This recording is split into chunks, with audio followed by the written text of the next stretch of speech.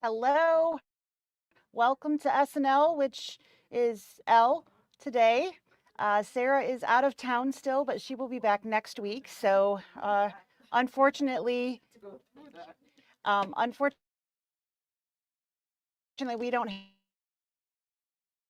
have our banter going on today, but I'm really so hopefully you will enjoy talking about the tile scene. The new one that was just released, Kincaid panels, and I really like Thomas Kincaid in general. So that just I grew up with parents having those pictures on the wall, and I like the surely, and, and I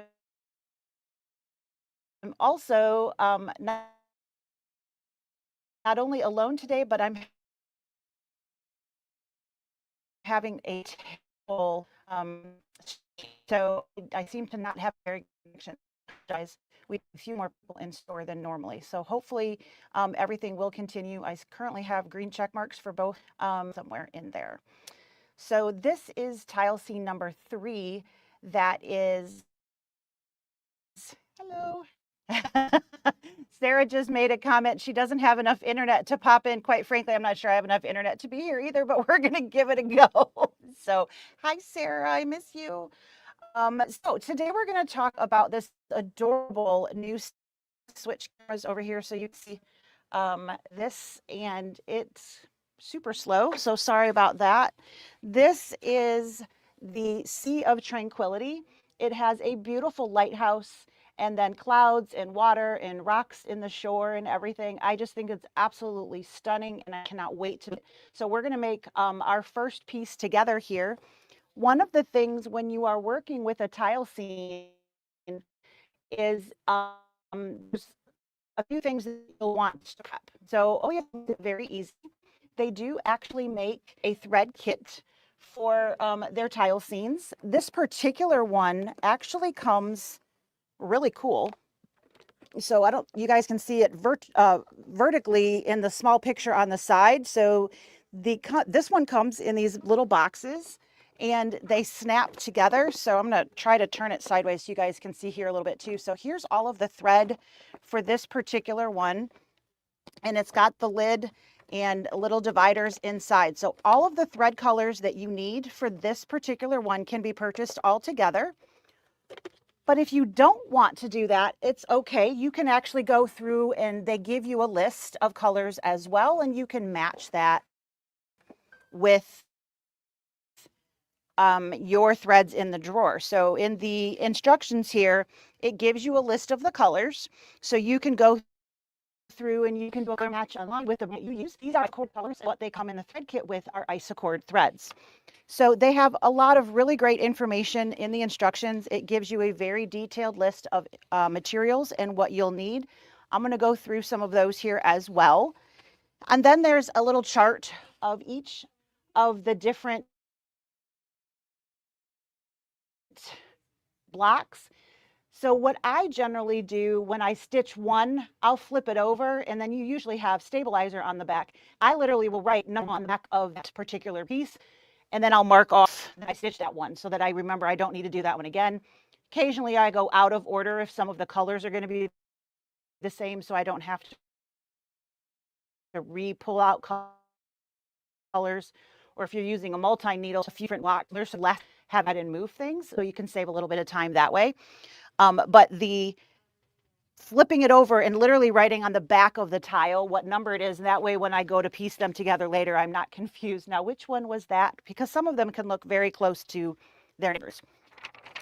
So again, it does give you instructions. I'm going to kind of go through these myself, so you don't have to listen to me go through all of that. But this is what you get for each different tile. So these are a lot of clouds and a lot of sky. So that's why I was saying a lot of them are going to look very similar to something else. So marking the back, very important. This is set number 80399. And then each different design is going to be -01, -02, so on and so forth. So I went through and I found the one that has the lowest stitch count. So hopefully that will go the fastest for you guys today watching me stitch out, because it's extremely exciting to watch stitch. So I'm going to do number 13, which isn't a super exciting piece. It's got some random colors and things in there. It's part of the sky, but it only has 24,000 stitches. So hopefully it will stitch fairly quickly, stitch minutes. We may jump around so that you don't have to actually watch the whole thing being stitched, but I did want to at least have something that wouldn't take all day to do by itself. So let's talk a little bit about the materials that you're going to use. You're going to use a lot of bobbin thread. So I started winding and then having them in a bobbin boat or the box or whatever it is that you use to organize your bobbins. But I highly recommend that you start with a slew of bobbins already done so that when your bobbin runs out, all you have to do is grab one and pop it in versus having to stop thread to rewind another bobbin and then keep going. So another option for this is to have pre-wounds, and having an entire tube of pre-wound bobbins is also a really great way to do these. Sometimes there's a lot of running stitches in these designs, and sometimes running stitches can have bobbin thread pop up. So I do like to use bobbins that I wound myself when I'm doing a tile scene, but these would also probably work without any problems. That's just a Lisa thing, I guess, if you will. So having something to organize your bobbins and having some pre-wound is the first thing that I would recommend that you have. I know, don't you just love those little bobbin boats? And we have so many different fun colors right now. There's lime green, and of course I picked the teal blue because that's my jam, right?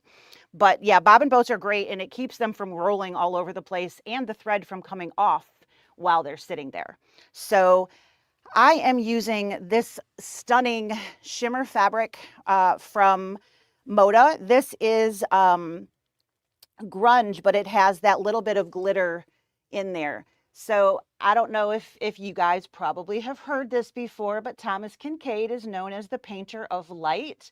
So I put that glitter in there behind it. I did the Everett's Cottage with this same fabric, and it came out absolutely beautiful. It just gives a little shimmer behind your thread.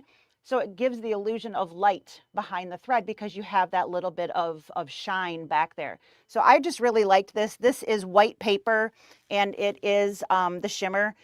You need at least 3.5 yards to do this. If you're going to do the binding and the backing all in the same fabric, so you would need about 5 yards probably. But you need at least 3.5 yards to finish the front. And what I have done is decided on my hoop. I'm sure it will shock all of you. I'm using a magnetic hoop. This is the 5x7 brother or baby lock hoop.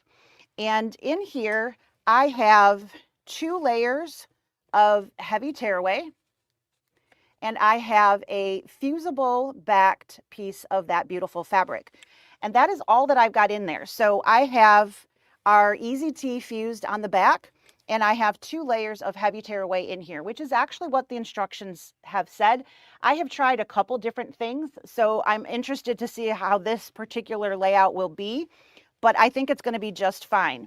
The other thing to note is I have a long piece here. So I measured whatever hoop that you're using, the height of that plus a little bit because you want to make sure it's nice and secure, and then a width of fabric cut. So I'm just going to hoop, and then my next one, I can having to cut this size piece for every square that I'm going to do.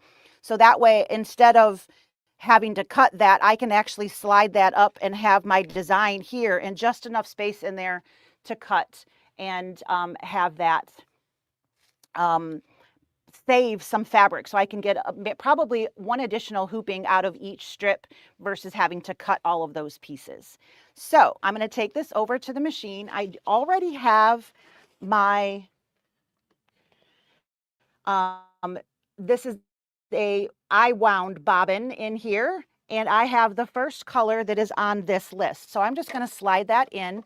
This first color is pretty long, so I'm going to get it going, and then we can continue to talk. If anybody has any questions or anything, we can talk about that. And while that long color, I do have a few other things that I'm going to pop up on screen. So I'm going to go ahead and hit go. So this is, it says about 16 minutes for this particular color, and it's going to do the base background of all of that. So hello, Miss Anna. All right. See a couple other people on there. Hi, Mary. I think I said hi to Shirley. The thread sets that are now coming, they're coming in boxes. They're not all the same box, but they do come boxed now, which is really nice. Instead of just a cardboard box that you're going to chuck, you can actually use this as a different thread box for other things as well. So this is one thing that I wanted to talk about. We are just in the midst of beginning our All Michigan Shop Hop, and we came up with this adorable little pillow for the state of Michigan. This little guy here is part of the Shop Hop fabric. So these are the tan colored counties fabric. The rest of them are standard fabrics, not Shop Hop fabrics, but we did want to get a little bit of Shop Hop fabric in there. We have a beautiful iron-on actual silhouette of the state, and then we have the state motto. So the state motto is, if you seek a pleasant peninsula, look about you. And in addition to that, I'm not even going to attempt and butcher that, but that is the Latin version of that as well. So we have iron-on cutouts that are going to be for the motto and the state, and then you'll have all of the fabrics to make this adorable little pillow. We have this available for pre-sale on our site. We just finished this today. We're cutting kits right now, so it is technically still a pre-order. The kits will be ready definitely by the 1st of next week, but hopefully by this weekend. The pieces here are going to be pre-cut for you. So all you'll have to do is do the piecing and then iron these guys on. And you can use a regular iron or a heat press. We'll have both the words and the state of Michigan pre-cut for you, so that all you have to do is piece everything and then put it together. We got a couple comments over here. I'm going to see what they say.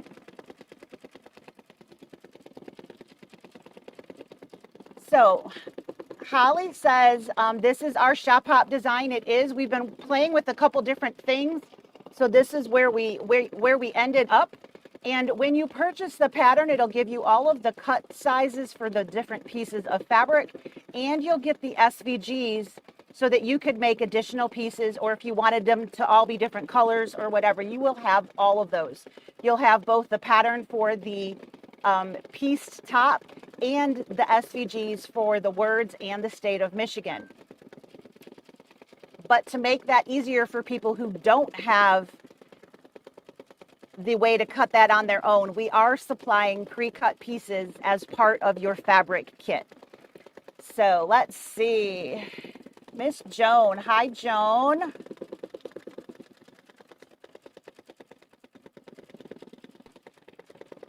So one of the things that is the hardest about putting these panels together, once you get them all stitched, so most of them have about 32. They're not all exactly the same. Some of them are more square, and so you have different shapes. And most of the tile seams are needed to be a 5x7 hoop or larger, but you can usually get most of the tile pieces into a 5x7 hoop. It does totally depend on the individual one, so please make sure you check. There are a couple out there that you do have to have a 6x10 hoop to be able to do. So just be aware of what you're purchasing. This particular one, everything that I looked at was going to fit in a 5x7. I didn't stop and look at every single one, but all of them that I did will work in the 5x7. So this particular one has that. So you'll have 32 pieces. One of the tips that is definitely something that I would recommend when you go to piece these together, that final piece of stitch out is going to just do a square around the outside edges. And that piece is super important because that tells you where you actually want to be sewing them together. A lot of times these,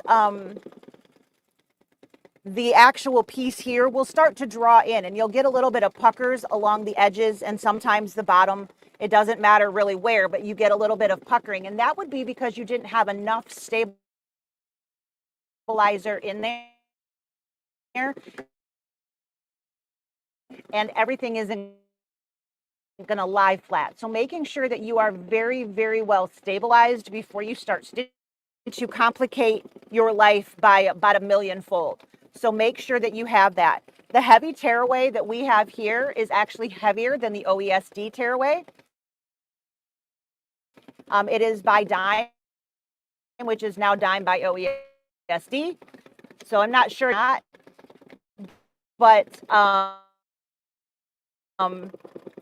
that heavy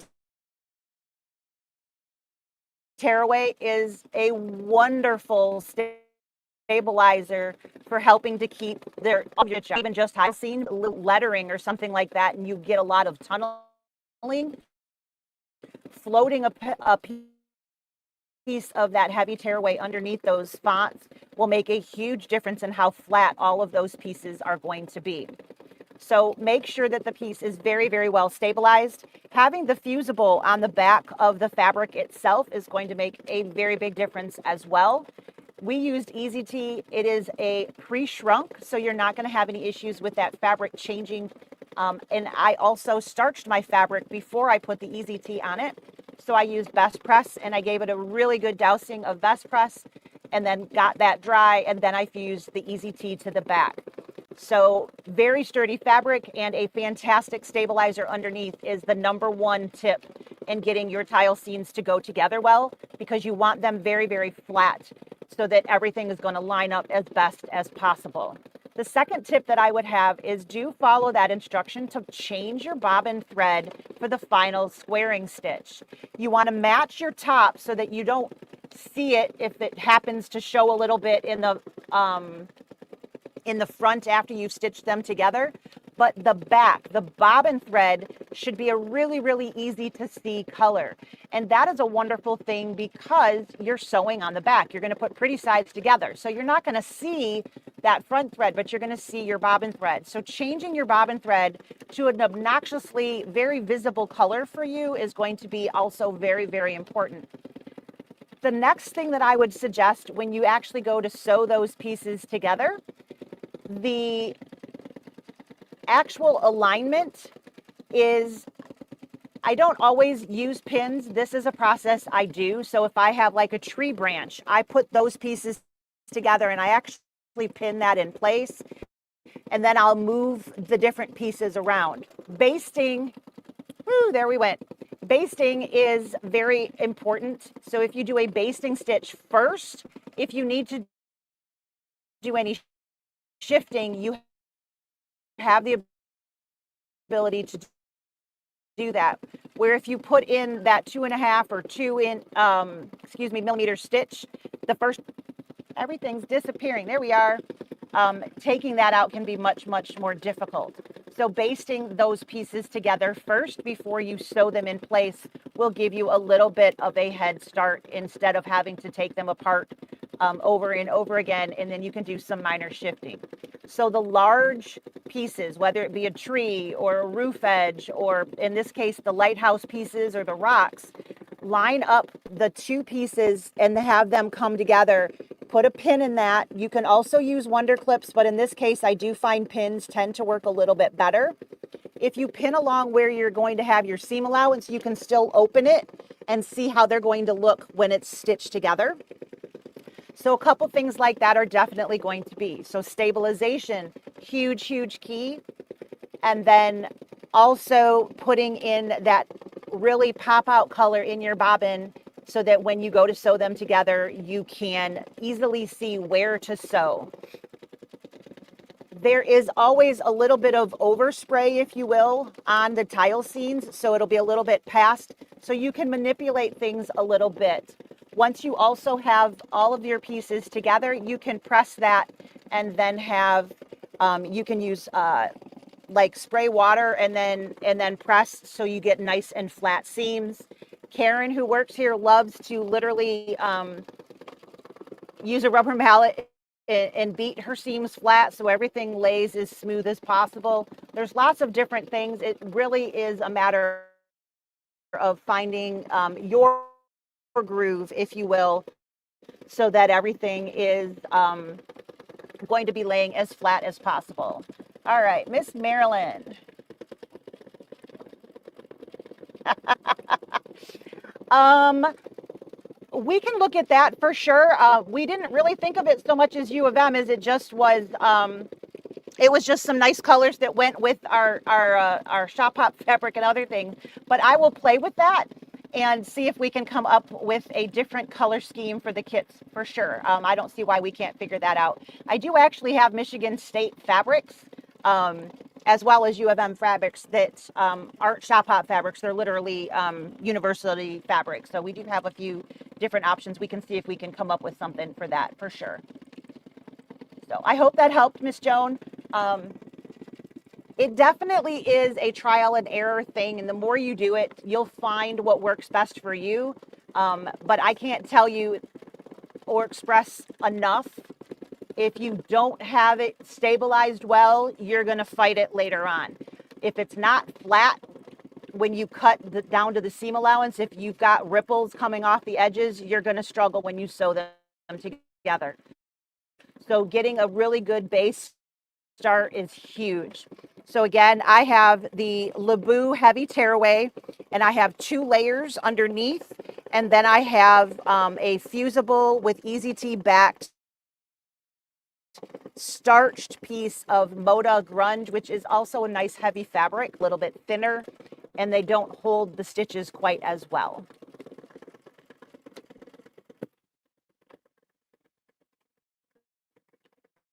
So we have a room here that I'm sitting in.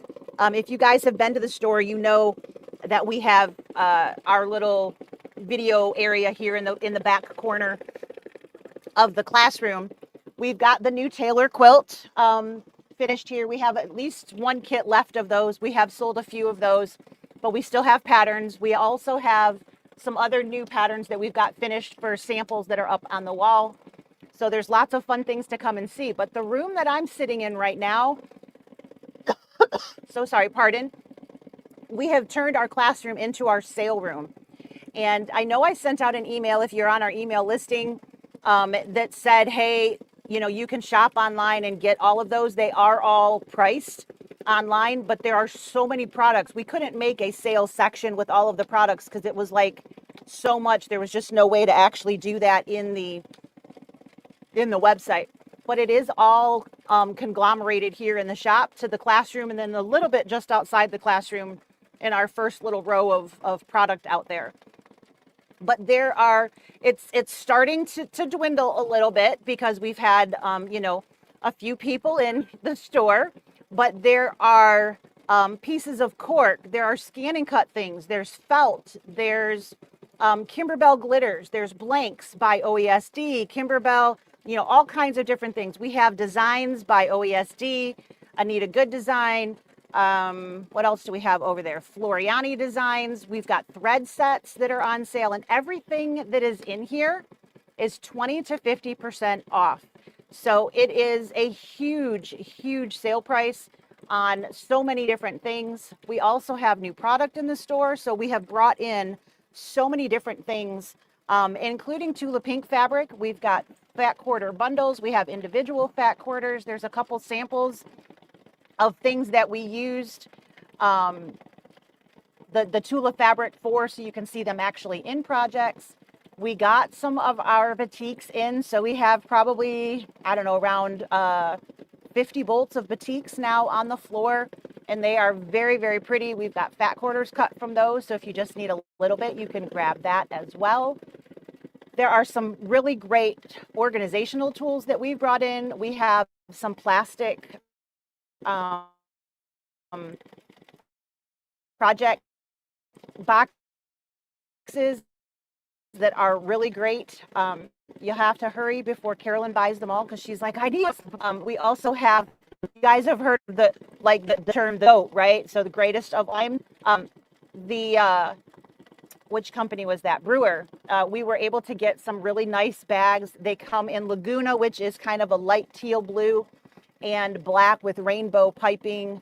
And those are really, really nice. The project boxes are only $32 and the goat totes are only $109.99. So they're really nice price points. We've got lots of fun things. We've got a sale on our, what are those called? Punch needle plus kits. So it is something that I have in store because our system doesn't allow that coupon online, or if it does, I haven't figured out how to do it. But if you are looking to get into some of the punch needle plus, they are currently on sale. The more you buy, the more you save. If you purchase 2 different kits, you get 10% off. If you purchase 3, you get 15% off, and it's off all 3. Or in 4 or more, you get 20% off those kits. So, those don't really go on sale. So this is a great opportunity to get some of those, maybe pre-stock up before Christmas this year so that you can have some really great gifts. And if you are looking to come in, take advantage of that. If you give us, shoot us an email, give us a call, we're happy to take care of that over the phone for you. And we do ship, of course. So we certainly can do that as well. But do take a chance, if you can, to come in and check out these are some crazy sale numbers that are in here. There's a lot of, we've got quilt kits that are 50% off.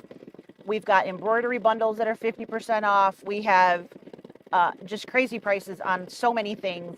So it's a great opportunity to get maybe that item that you missed for so long. So we are approaching the end of this lovely 16-minute color. It is almost done. I'm not sure if you can tell too much, but there is a second layer that's gone over most of it, but you can kind of see where clouds would be heavier in some area or something like that. And that's what's going on here. You've got some shading that's happening. And so that's really what tile scenes do, is they layer thread on top of itself and then on top of it again, so that you get the different shadings of colors and you build those different pieces. I can't say this is the most exciting of projects to stitch. I imagine sitting where you guys are, it's also not the most amazingly exciting thing to watch being stitched. So we certainly don't have to continue through the entire thing here, but I will talk to you about, the color changes. It will come up. I don't recommend trying to be creative and changing the color schemes. Now, that being said, I don't mean you can't switch thread pieces and adjust based on color matching. But where it says to put blue, I would not recommend, hey, I think I'm just going to, I'm going to put purple there instead. This is not the kind of project that you want to not pay attention to the colors. This is a nice light blue. All of these, the kit that I have here, it came in numerical order. So at first I was like, how am I going to, I don't really know Isocord. I can look at a lot of exquisite colors and be like, oh, that's color, 950 or whatever. I don't use Isocord all that much, so I certainly can't do that with these. But they are in numerical order. So when you're looking, you can actually put them back in numerical order as well. But when you're looking for the thread that it lists on there, you can lay it all out, and then it's going to literally be from low to high, so you can find those colors nice and easy. So I don't know if you guys can tell, this is a really light blue, and it's just hinting over the top of that. It's not got a really bold piece. That's what happens with tile scenes. Sometimes you have some bold colors when you have the buildings and things like that, but especially the skies and things like that, water, you don't get a huge smack of color. It's usually very blending so that it looks very natural. It looks a little silly sometimes in the individual pieces, but once you piece them all together, it really does just come out absolutely beautiful. So you just keep doing this over and over again. We are 18 minutes into, what is the Easy Tea? I will gladly show you that if I can find somebody in the shop to bring me some. I thought about bringing that over, and then I got tied up with a customer and ran out of time. So I apologize. I didn't bring it. I will get that so that I can show you. But Easy Tea is a lot like SF 101, but it's also not like SF 101. So it's the same concept, but one of the biggest differences is that it is pre-shrunk, so you don't have to worry about once you are into a project, if you hadn't done anything to pre-shrink your stabilizer, it was done for you. So you would find that when you put like an SF-101 or something like that through the wash, you would find that it is not pre-shrunk. And so if you put that in a project without doing anything to it first, it could actually skew your project once it comes out of the wash, because it could shrink inside your project and then draw in and cause puckers inside that project. So we like Easy Tea because it is pre-shrunk, so that is not going to happen in that instance. You're not going to have that shrinking after the fact. So this one is showing up a little bit more, and it looks like it's going to do this through the whole thing, and it's about a 7-minute stitch out. Let's see if I can get somebody to bring me some Easy Tea. We're going to get creative. Aha. I need a package of Easy Tea, please. Ta-da. I don't care what size. So Easy Tea comes in black or white. We generally have white on the floor. We don't always have black, but we can always get it for you. And it comes in 2 different sizes. So you can get kind of like a flat fold roll. So it's 14 inches tall, and then just like a long sheet, but instead of being on a roll, it comes flat folded so that it fits in this little package. Or you can get one big piece. So if you're doing like a large quilt, the big pieces are certainly going to be, and that's like 60 by something. I'm drawing a blank now how big that other one is, but this is what the package looks like. And this is the Easy Tea. See if I can get the glare off of it. We have such bright lights in here now, huh? It's crazy. Holy crow. So Easy Tea, it's made by Heat and Bond. It's 100% cotton woven.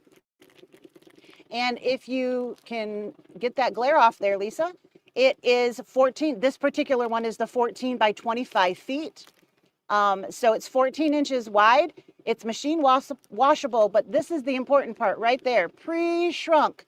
So you can add this to, so like I was saying, I sprayed my fabric with Best Press very heavily with Best Press, and then I pressed that dry. So I did my little hovering and let the heat from my iron steam off most of that. And when it was mostly dry, then I pressed with the iron and took out the rest. So I have a nice, very full body fabric.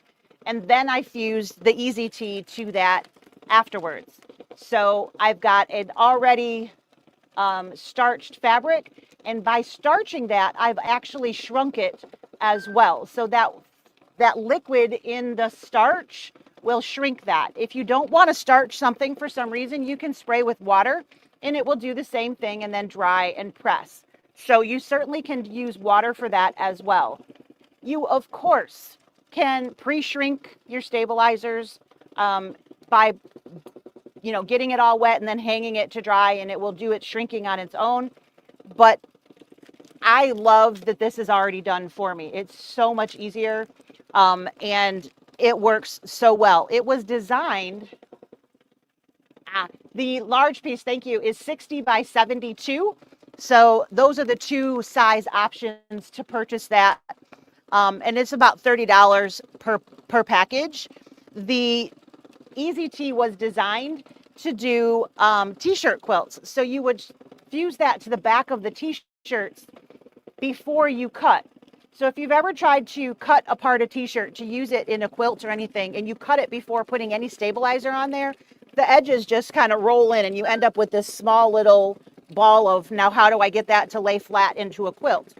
So if you fuse this to it first, that actually keeps its shape, and then you have a nice piece. It's still flexible, so you can still move it. It's not that it's stiff, but it keeps its shape. So that is the Easy Tea. Sarah introduced us to it. We all absolutely love it, and you can use it for just about anything.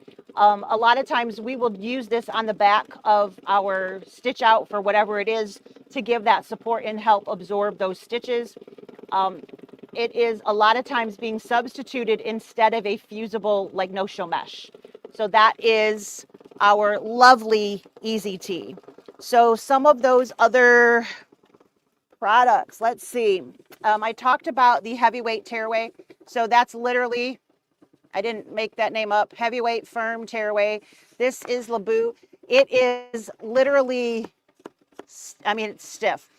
This can be a little difficult to actually push into a normal hoop, but the magnetics make that super easy because you don't have to deal with that at all. So it's a really great, great option. This is starting to show a little bit of shape. We're getting some blues in here. We've got a line through almost the whole thing for that layer. And now it's doing the little bits of color where it's going to do that. We're almost done with this color. It's coming up on the end of it. But the next color is also super long color. So what I would like to do is while we're finishing this up, you certainly don't, there's not a whole lot of bang for your buck watching this stitch this out. I totally understand that.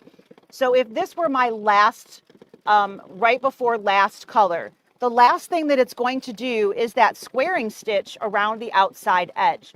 And what I would want to do is literally remove my hoop and change my bobbin out to a bright red, a black, a navy blue, something that you're going to see against that white stabilizer, or depending upon your thread, I'm sorry, not thread, your fabric color, depending on what you're seeing on the back. In my case, I have that heavy tearaway, so that's what I'm going to see is that white heavy tearaway.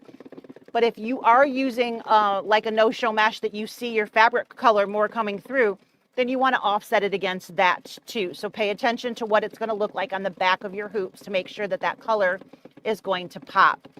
This is very important because, like I said, you need to know where to stitch. And there's generally some overspray that's going to be excess stitching on these. This is the first one of these that I've stitched, so this particular pattern. So I can't say whether these are all going to have a whole lot of overspray like the others have, but I would imagine that it will have at least some. And what I mean by that is if my squaring stitch is probably going to be just inside of what I have out here. So I have a little bit of wiggle if I'm trying to line up those pieces, and I would have that little bit. So at this point, if that was the last regular color being stitched, I would take my hoop off the machine. I would change my bobbin out to a pop color, whatever it is that you think is going to be easiest. I generally will use something like a red because that stands out against just about everything. And I would put my bobbin in as red. My top color, you want it to be similar to your fabric. So I would do either like a creamy white or something like that, and it would do the squaring stitch. And then it would also do that squaring stitch with the bobbin popping on the back. Once I have that, I would lift this magnets off and I would slide that down. And I'm going to just put the edge right underneath my magnet here. So this edge of the design is going to basically go right underneath my magnet here. So I'm not wasting a bunch of fabric in between each hooping. If I just cut this and then rehooped, I'd be using at least 10 inches for a 5-inch wide design, where at this point I can rehoop and only, I would save, a good 2 inches, if not more, in between each different piece. So I would take the magnets off, slide that down, put the edge of my design right underneath here, reposition all of this. Of course, I need stabilizer in there. You can keep rolls of stabilizer going just like you keep rolls of fabric coming out the side if that works well for you. No reason that you can't continue that as well. Replace the magnets and load the next design. When you go to piece them together, as we were talking about earlier, that color on the back is going to help you line up and show you where to stitch, but you want to actually look at the stitch outs on the other side to make sure that your tree limbs are lining up or your roof is lining up and those kinds of things. So that is dun, da, da, da, any day now. I'm trying to switch cameras.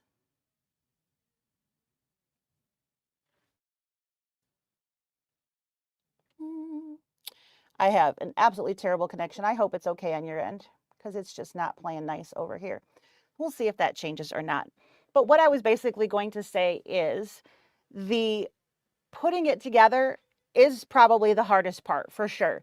And you just have to take the time to do that and line up the pieces. So the first thing that you would want to do is line up the squaring stitch, because in theory, that outside squaring stitch, if everything is nice and flat, it should line that up, and then there we go. And just, you know, a couple hours later, it decides to do what I asked it to do. So sorry.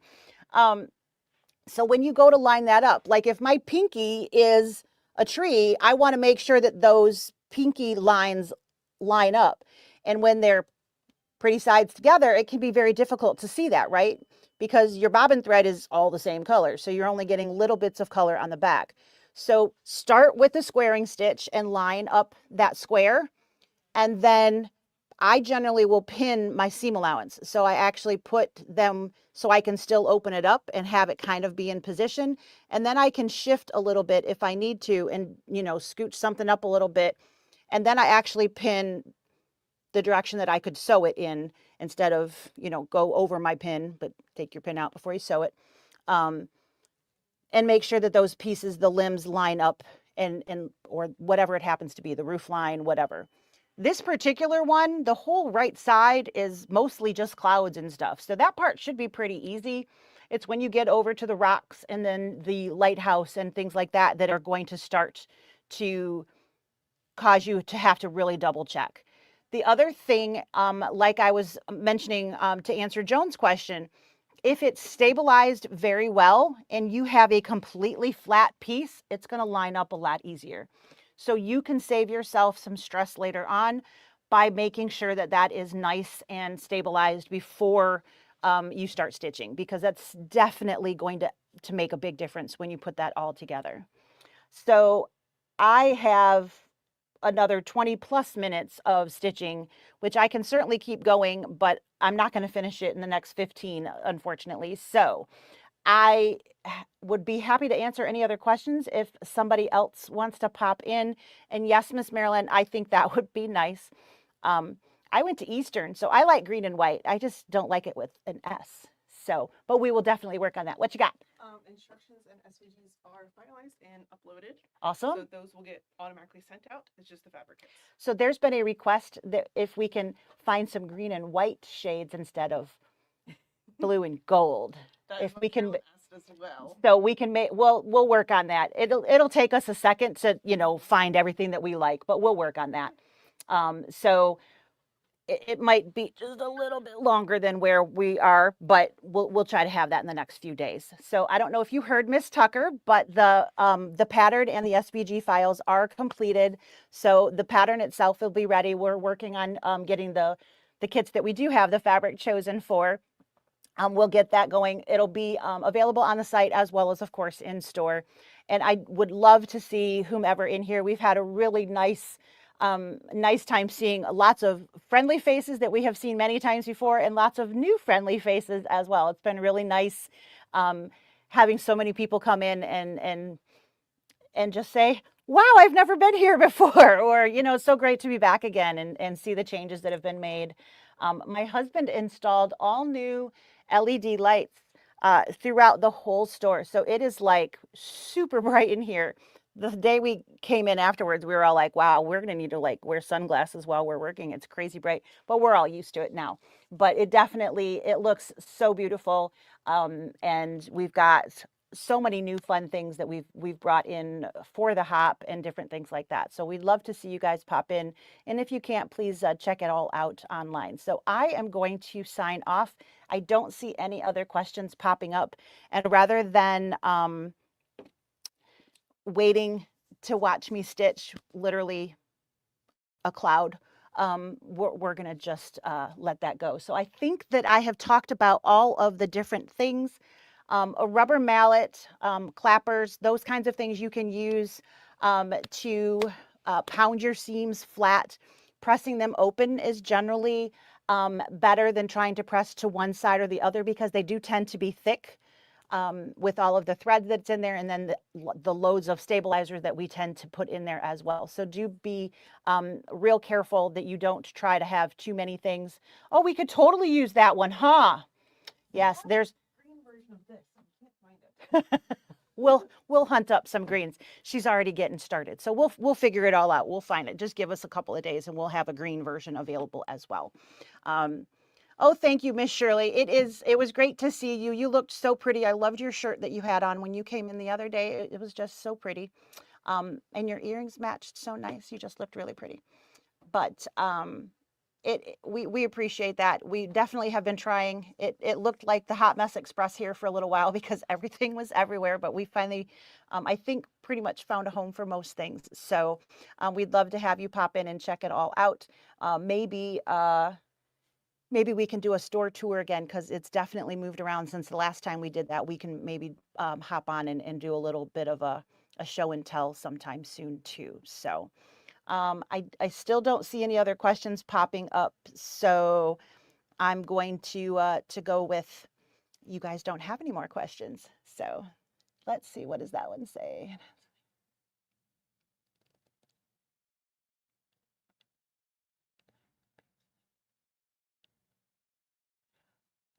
See loading stabilizer and on a magnetic hoop. Sure, absolutely. I could have totally done that. I'm sorry. I was just trying to save time so you guys didn't have to watch me be boring. Let's see. So these are the magnetic hoops. I just have the large, they're in a stack instead of all laid around. So when you go to do this, sometimes, oh, fabric. Okay, got it. This is, let me just move a couple things out of the way, and I will try to do that right now, because but nothing better than the present, right? So I'm going to just slide this over here. So let's see.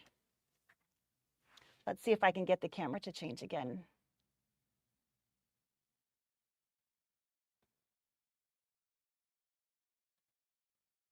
Haha, there we go. Okay, so when you are working one of these guys, you're going to want to take all of your magnets and set them aside.